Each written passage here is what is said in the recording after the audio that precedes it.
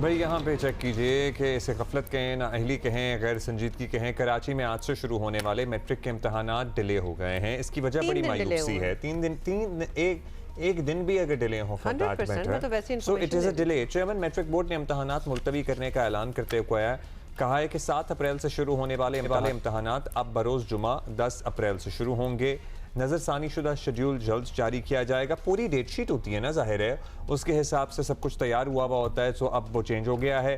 Chairman matric board ने इम्तहानात मुलतवी होने की क्या वजह बताई, ये भी आपको जानकर हैरानी होगी। सुरावेद हमारे साथ मौजूद हैं, उनसे मालूम करते हैं।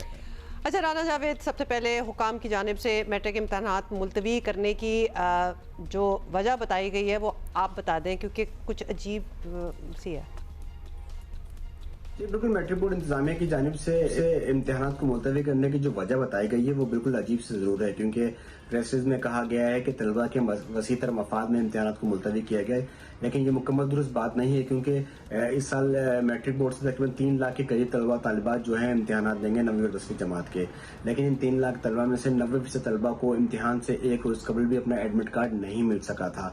न सिर्फ एडमिट कार्ड नहीं मिला था, बल्कि एडमिट कार्ड के साथ जो इम्तिहानी मरकज जिस पे लिखा होता कि फला बच्चे का फला इम्तिहानी सेंटर बनाया गया, वो उससे भी बच्चे लालिम थे। तो उसके बाद मुख्तलिफ जो स्कूलों की नुमाइंदा तंजीमें हैं उनकी जानिब से ये मुतालबा किया गया कि इम्तिहानात को कुछ रोज के मुलतवी किया जाए कुछ रोज के लिए, जिसके बाद मैट्रिक बोर्ड इंतजामिया ने जो इम्तिहानात 7 अप्रैल से शुरू होने थे वो 10 अप्रैल से शुरू करने का फैसला किया। लेकिन मैट्रिक बोर्ड इंतजामिया का ये कहना है कि वेबसाइट पर तमाम तलबा के एडमिट कार्ड बर वक्त अपलोड कर दिए गए थे, लेकिन क्योंकि 3 लाख से तकरीबन तलबा इम्तिहानात दे रहे हैं, तो इतनी जैसे ही ऐलान हुआ कि एडमिट कार्ड वेबसाइट पर जारी कर दिए गए हैं, तो तलबा की बड़ी तादाद ने एक्सेस किया वेबसाइट पर, जिसकी वजह से पोर्टल का जो लिंक था वो डाउन हो गया और तलबा को एडमिट कार्ड लेने में परेशानी का सामना करना पड़ा।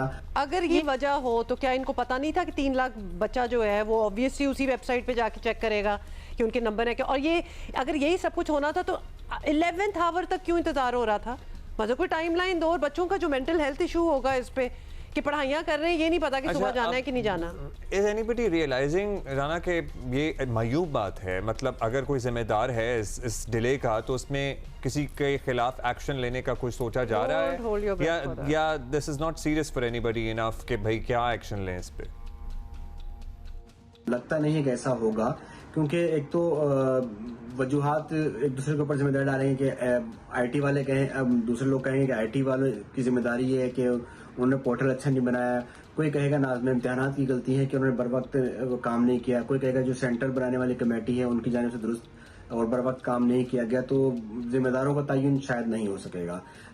लेकिन एक बड़ी वजह यह भी है कि इम्तिहानात से सिर्फ 4 रोज कबल जो नाज़िम इम्तिहानात थे उनको हटाकर लाड़काना बोर्ड के एक ऑफिसर को लाकर कराची बोर्ड में तैनात किया गया है।